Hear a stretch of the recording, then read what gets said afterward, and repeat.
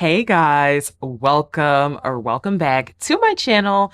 My name is Lex and I would greatly appreciate it if you want to support me or support the channel if you would consider liking, sharing, commenting, and subscribing. It helps to get the videos out there and it inspires me to keep creating. If you're not sure whether or not you want to subscribe, first and foremost, for the Never Ever Mets, I also recapped episode 1 and episode 2.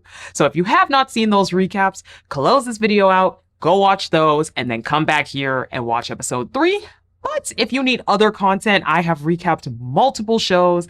I have over 200 videos on this channel, so definitely check it out. Last but not least, if you would like to go the extra mile and support the channel a little bit more, I did launch a channel membership for just $1 a month. You will be helping me to continue creating this content and just showing me that you guys really do enjoy it. Of course, everything counts. Everything means something. And the biggest thing you guys can do is engage with the videos and subscribe. So thank you so much, whether you subscribe for free, whether you subscribe through the membership. Thank you to my members. Love you guys already. And the rest of you guys, I love you too, because I would not be here on YouTube without you. Now, today we are going to be talking about the Never Ever Mets Season 2, Episode 3. And baby, it was Kiki's week. It was Kiki's week. Kiki? Kiki. Come on, Kiki. See me after class, Kiki, because we gonna have to talk, sis. Let's jump on into it. So we begin on the heels of Alicia and Irvin's fight. Feeling really concerned for our connection. There's too much volatility. We could go if you want. Oh, We okay. could talk, whatever. Got you. You know what I mean? If you don't feel comfortable with something or you feel like I'm putting myself out there too much, do what you need to do. Remember last week, Alicia was doing a lot, in my personal opinion, and Irvin decided he was going to head out when Alicia said she started to feel uncomfortable with his energy. Now, Alicia does go up to Irvin and say, hey, let's go talk in my room. I would like to talk. We do get a confession of her saying that since they've come together, she's not sure about their energy and their connection, and she's not really sure if it can be salvaged. So when they go on to talk, Alicia does talk a lot about how she feels that Irvin was judging her for her autoimmune condition. He wasn't understanding her. And then she really did not like how he acted when she said she felt uncomfortable. She says, well, you got mad when I said that I was uncomfortable. Now, Irvin says, look, I'm going to be honest with you. I feel like when a woman tells me, hey, I'm not feeling comfortable, I would want to remove myself from that situation. So I'm not so sure there where it's coming from. What I noticed in this conversation again is that Alicia really did not take a lot of accountability. I think Alicia was very quick to say, you didn't understand me. You didn't see where I was coming from. You, while not really seeing that Irvin is also being shut out. I think Irvin has went at her pace and respected her, and that's a given. If someone says they're not ready, period. No is no. But I think that Alicia has not done a lot to try to progress this relationship other than complain about how uncomfortable she is and how much her body needs peace. And the reality is if you don't feel like you want to get there, that's your choice, but don't keep dragging him through the mud. Even Clavassier and Tatiana, we have seen Tatiana start to soften up to Clavassier. We see Jay soften up to Cinco. There were other couples where there was that rigidity where, again, no one's saying you got to go all the way and do the boom boom and all of that, but I just feel like you are very closed off and it's very clear that there's some kind of energy there where you're not feeling it. And then it does give off that you're playing the victim, but ultimately they do end up hugging it out. They do end up both saying that they want to continue to work on this relationship. So we will see. And they do talk to the therapist later in the episode, so we will touch on that a little bit later. But meanwhile, the rest of the house, they're having a little bit of fun. It kind of looks like everyone's kicking back, playing pool, and we get this scene of Kiki. Kiki is that fun girl. She's a bottle girl in her life. I know she likes nightlife, entertainment, drinks, and having fun. Then we have it. I've been there. I worked the bar management, party, so I know what it entails. It drove my husband crazy. Now, baby, Kiki is falling all over the place. She is asking where the tequila is. And you could definitely see that the guys and just people in general in the house are like, I don't know about that. Now, we already know that for Keke, it's been a little bit of a thing with her and Brandon. Is she a big drinker? Is there some kind of issue with drinking? Is there some kind of dependency on alcohol? Does Keke overdo it? So this certainly did not help the circumstances. It wasn't a good look. It wasn't a good look, especially this early on. So the next morning, Charlie and Jared, they talk. For the two of them, they are so happy that they could reveal their secret to everyone. They now feel like they can let that guard down, and they feel really, really happy that they revealed to each other, so as there is nothing to hide. These two are acting as if nothing ever happened, which again, is it own fraudery, or do these two just simply not care because they both have been cheating and lying on each other like it's nothing? Now, for Jared, he is once again harping on the logistics, which I appreciate because I think it is a very, very real thing. Now, Charlie talks about how she has 6 bedrooms in her house. She has a very big house, apparently, which is interesting. But Jared makes a joke. Well, 3 of those are taken, which is true. 3 of those bedrooms are taken. But you can definitely tell for Jared, he is really thinking about the reality of this all. They have a lot of kids that they need to blend together. And I respect Jared for being aware of that. He also talks about how he would need to find a job out where she lives. Right now, I think he said he teaches at Columbia University. Maybe I misheard that. I think he said he's out in Columbia. So he would have to see which colleges are hiring. But again, for now, these two seem to be okay. You can definitely tell Charlie is all in. Charlie is like, whoo, I got my man. Whereas you can definitely tell Jared is a little more like, I'm gonna be honest. I'm gonna keep it nice. I'm gonna keep it cute. I'm gonna keep it respectful. But I don't necessarily know that this is gonna go somewhere.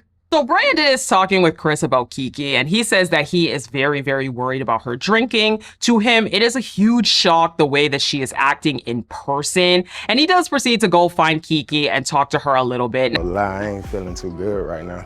Me either. Because of last night. Last night I just felt like you was just a little too intoxicated. But has anyone ever mentioned your drinking habits to you before? I had a friend that, like, anytime something happened, we would just get a bottle. Now, he does straight up let her know, I'm not feeling it. I'm not feeling the drinking. Keke, at this point, this is where I'm gonna be honest, look, I like to go out and have a little drink myself. I like me a little fruity cocktail, a little cute cocktail. If you follow me on Instagram, you see me post my little cutesy little cocktails. Some of them are mocktails because I can't really drink like that because of my health problem. But I like me a little drink here and there. So I'm not going to sit here and be like, oh my God, this woman drinking is the worst thing in the world. That I don't think is an issue. However, I think the way that Keke has responded to these conversations about drinking sort of does remind me of people I know that do have a little bit of a dependency on alcohol who do not want to admit it. Keke starts to talk about how she's a fun drunk. She's not a violent drunk. And Brandon's like, okay, but can you have fun without drinking? Keke talks about how with her friends at home, she might down a bottle with them and how the alcohol does help to take some of the edge off. Now, he straight up asked her, are you an alcoholic? And I was like, baby, you cannot be asking somebody if they are an alcoholic. No one's gonna say, yeah, I'm an alcoholic. Brandon was doing a little bit too much, but she says, look, I'm not even planning on drinking today. So just leave me alone. Let me do my thing. It's gonna all be fine. Okay, Keke, we gonna see. Cause again, girl, the answers are a little bit meh for me. Chris and Alexis, they also have a conversation. Remember, after last week's activity, Chris was feeling a little bit violated by Alexis, how forward, how aggressive she is. So he does apologize for storming out, talking to Jared and telling him all of this stuff about her. Now, Alexis does accept the apology, but she does point out that this use of aggressive or forward can be demeaning and can be very harmful. For Chris, he says, well, I'm gonna be honest, I do think that you are forward and you go for what you want. And sometimes you do you, and you don't really think about what I might want or what others might want. So Alexis does apologize for that. She says that she is not intending to be that way. And again, these two, for now, seem to kind of squash it all, but you could definitely tell with Chris especially, it just feels like it's a hell to the nah for him. Okay, now we go on to today's activity with our lovely host Taronda. She lets us know that they are going to be doing Kama Sutra. Basically, 2 couples are going to be chosen at once, and whichever couple does the moves the best, judged by the couple audience of them all, is going to go on to get a couple's massage. How you think you did? Oh, we won. Yeah. That boy must be sore. He wants that massage. I feel comfortable, actually. I think that me and Brandon are doing really. I think neither one of them doing it right.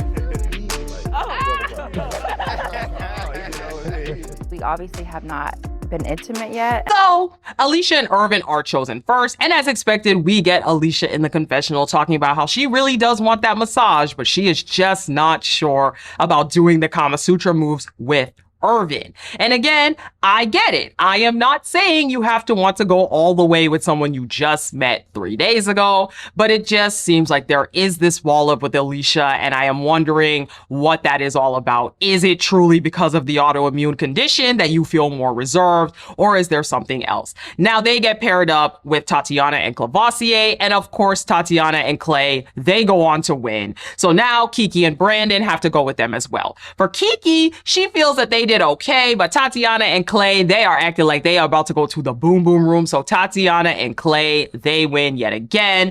Jared and Charlie. Now Charlie, for her, she points out that they have not went all the way yet, so she's not the most comfortable being in this position. Jared lets us know he is ready. It is just Charlie's go, and he is ready to crack, as he calls it later in the episode.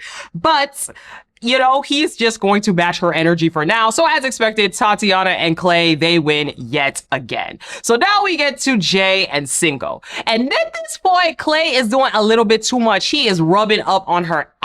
And you know, even Tatiana was like, I'm gonna be honest, I'm feeling like it's a little bit too much that he's doing right now. I get it, but let's tone it down a little. And see, Clay, this is where you need to be careful, because you're in, but if you do too much, that's when the walls start to come back up. And let's not forget that Clay also has this newborn baby that he is hiding from Tatiana that he has not yet revealed.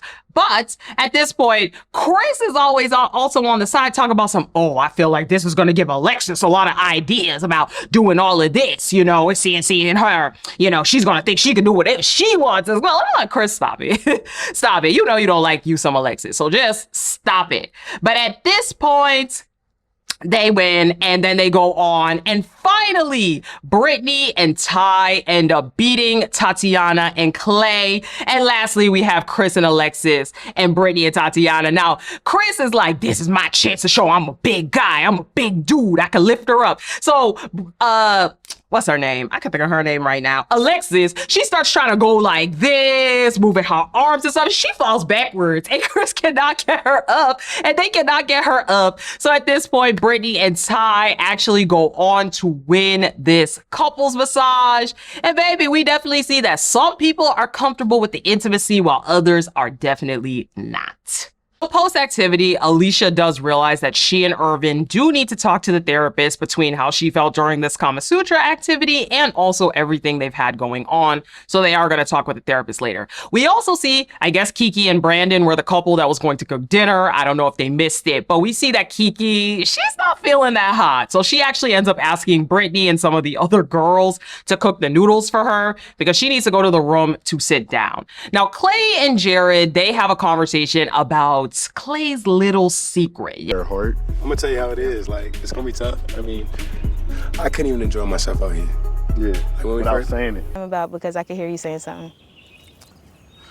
I was just asking them how like they felt about the game. I was asking how they felt about like. You said something about like. As you know, Jared would understand that. Clay basically says that his ex moved from LA to Atlanta where he is, ended up in his house pregnant. And at this point, he was really, really questioning if this was even his child or not at the beginning of this relationship. He knows at this point that he needs to tell Tatiana. Absolutely. Absolutely.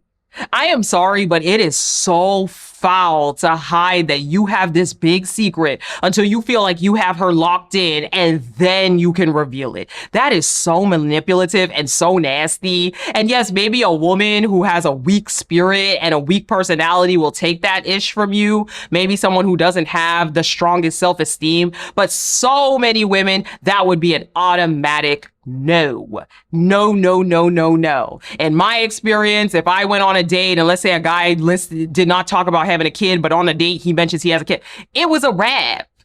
That is not it. And I don't know why some of these men feel like that's the case. And women too, because Charlie did it to Jared. So let's not say it's just the men, but Clavassier, you're starting to get on my nerves. So Tatiana walks over and she's like, what are y'all talking about? Because they are talking mad loud as Tatiana is walking there. And Clay starts to lie through his chompers. He's talking about some, oh, I was just talking about the game with Jared and let's letting him know how I felt. She's like, okay, yeah, no, I know that that's not the case. I could overhear you saying that you needed to tell me something and you're not sure what it is.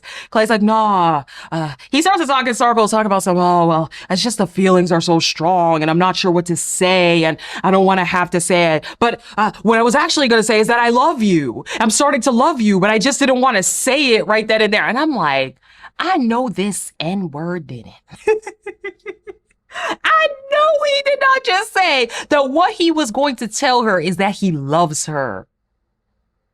Baby. So Tatiana definitely has a feeling that Clay is lying to her. She can't quite put her finger on it. She obviously doesn't know exactly what it is. So she's just wondering where this is going to go and what's going to happen. Now, Keke and Brittany. Brittany goes to check on Keke in the room. I was just downstairs, you know, they're cooking. Yeah, I'm supposed to be helping him. Yeah, I was like, I came Because as we know, Keke was supposed to be cooking dinner and she is not doing that. Kiki's in the room with bags of ice, talking about some, oh my God, I felt so weird all day. I'm so hot. I can't cool down. Brittany's like, oh, do you have water?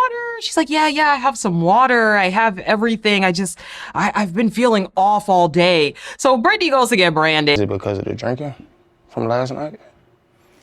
No, everything is not because of the drinking. But earlier today, you I do think that I would have benefited from one. I feel like Brandon, he's judging me and controlling me. I haven't had And Brandon comes up to the room and he's like, is it because of the drinking? Straight up. He don't say, are you okay? What's going on? He's like, is it because of the drinking? Kiki's like, not everything is because of the drinking. And Brandon's like, okay, well, earlier today, you said you weren't feeling good because of the drinking. So I just have a question about that all. Keke once again talks about everything doesn't have to do with drinking. I haven't even had a drink today. And I'm like, see, I don't know, Keke. This is where the answers were definitely starting to give me pause because baby girl, you and I both know what a hangover is. You and I and everybody watching this show knows that when you overdrink the day prior, that next day, you could feel real bad, especially if you go entirely too hard. You don't have to have a drink that day for you to feel that way. In fact, usually when you're drinking that day, unless you get to the point of vomiting or something, you don't feel that bad. It's the next day. So again, Kiki's answers were definitely starting to give me pause when it comes to her habits with alcohol. Brandon says, well, do you think you would have felt better if you had a drink today? What Kiki say? I could have probably used one. But Brandon just stops out. Brandon leaves. I'm like, oh no. So we take a little hiatus from Keke and Brandon, and Alicia and Irvin, they have a meeting with the therapist. Our time today. I want us to be able to see ourselves better and to have more understanding of the direction. Basically, Alicia explains that she feels like Irvin and she dating behind the screen and dating in person is completely different. She feels that Irvin doesn't really get her humor or the way she communicates. And she just simply feels that it's not the same as it was behind the screen. And this is my thing. I'm gonna keep it 100% real with you. I know there's gonna be people that disagree. I was in a long distance relationship for 2 years. Where we were long distance, right? And I'm gonna be honest with you, when we got together, it was not the same. everything was totally different. I think there are just certain nuances that get missed when you're in a long distance relationship. And I think it's one thing if you're in a long distance relationship where your relationship started when you were together and then you maybe split up because of a job or because of college or because, I don't know, you're in the military. I don't know, whatever makes people have to split up. But I really feel like when you start a relationship off with distance, where you're not having that foundation, where you're spending a decent amount of time together, it's a really high hurdle to jump. I think what Alicia's missing is that, yeah, for her, she's not really feeling that personality click and possibly the attraction to this man as well. So yes, it is very, very different. Now for Irvin, he does talk about how he does not feel like Alicia is as affectionate as she used to be or as she was behind the camera. He was just expecting something totally different. And again, Alicia and Irvin may want to go on different speeds, and that is okay as well. You don't have to go at somebody else's speed just to be okay. And I will say, I'm going to give Irvin a little smoke too, because Irvin does say in the show that they have cuddled. He said in this episode even that they've cuddled, but they haven't gone further than that. Now, to me, if they've cuddled, I don't know. How much further and faster do you want to go, Irvin? Like, to me, it's like, yes, Alicia is being standoffish, but at the same time, you can't frame it like she ain't giving you nothing. Like she's repulsed by you to the point where she won't even touch you when she is doing little things, but maybe just not at your pace. So again, both sides I have a little bit of question for. Now, Alicia does get into her autoimmune condition again and how it has made her have to be more cognizant of her body and everything. Irvin says that he feels like she is weaponizing the autoimmune condition against him. And Alicia says, why would I do that? I don't even know you. Why would I do that? Now, the therapist I thought was fairly insightful by saying, look, I don't think that Alicia is intentionally weaponizing this autoimmune condition. However, Irvin does not know you. So he's not going to know how you're acting, what you need, what it is, the pace that you need, your comforts, your discomforts. So you're going to have to communicate that. So the therapist really leaves them with this idea that they need to communicate their individual paces and how they're feeling. Let me be honest, I'm still not really buying that Alicia's feeling Irvin. It is definitely giving, let me figure out how I could finish up these last couple of weeks and skedaddle. But I do respect that, and I do think it is true that Irvin does not know you. And as somebody, as I said, I have health conditions. I have health conditions where this year there have been things I've had to cancel. There have been times I've had to cancel on friends. I haven't been able to go out as much. And I've had to be very honest and upfront with certain people in my life. Like, hey, I can't do this thing right now. It is literally unsafe. And at first, you know, being that person who wants to act like I'm okay all the time and being that person who wants to act like everything's cool, maybe I didn't explain as well. And there were people who just didn't get it. And I had to be very direct and very upfront. So maybe for Alicia, if it is true that this autoimmune condition has had this impact on her, I do think she needs to be willing to be a little bit more vulnerable with Irvin if there's ever going to be any kind of connection there. So now we flashing back to Brandon and Keke. Brandon's in the kitchen cooking dinner, and everybody's kind of looking for Keke. Where the hell is Kiki? She's coming. Kiki! Look, She outside? she right there. Playing around? Leave her alone.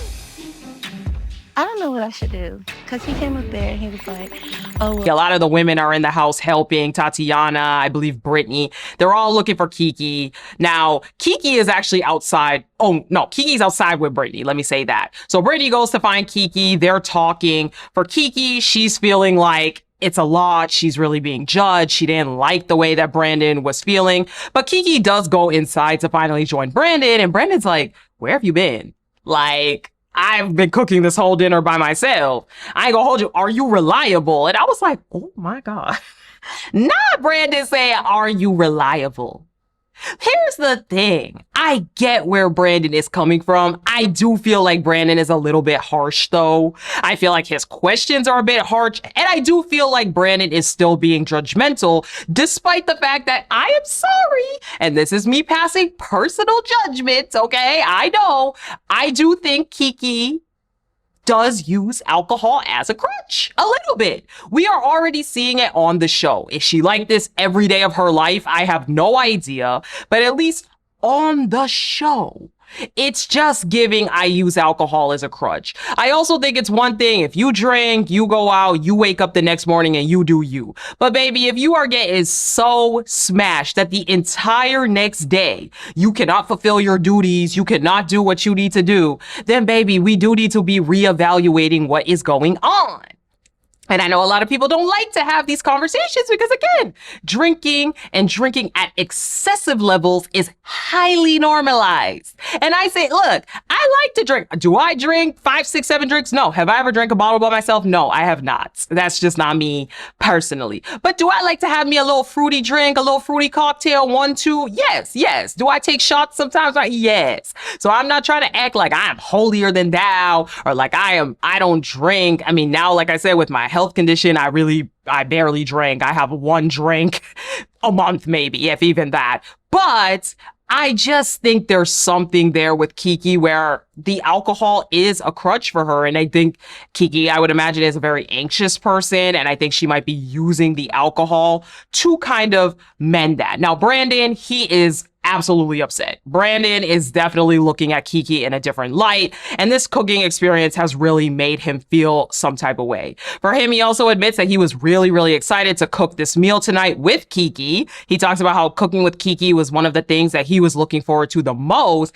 and he was extremely excited because they were cooking hibachi, and hibachi is one of Keke's favorite meals. So I see both sides. I think Brandon is being harsh. I think he is making a lot of swift judgments, but I do think Keke, I need you to take a look in the mirror, sis, okay? I do. So we get to dinner. We have our big round table dinner. Brandon gets up and lets everyone know that his sous chefs, that didn't include Keke, helped him cook dinner, okay? Now everybody goes around and they start to talk about the experiment. Have they enjoyed it? Have they not enjoyed it? How has this been for them? And then they do this activity where they need to write down on a note card whether they would stay with their partner or not, anonymously, and they're going to read it. So we go around the room. Charlie says, hell yes. Okay, Charlie, no doubt about it. She feels great after the secret has been revealed again.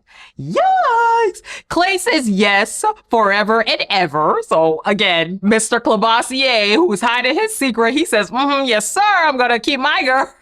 Well, your girl ain't gonna want to keep you, sir. Someone says, question mark. We later find out that that was actually Keke because she feels that she wants to be with Brandon, but she's not sure due to his answer.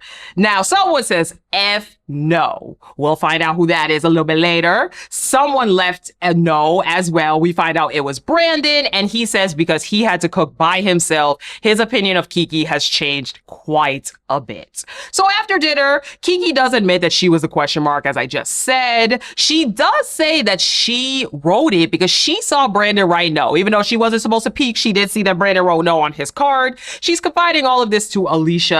Exactly, my best friend for 4 So years. you should be able to talk about what's going on. I don't know who that is.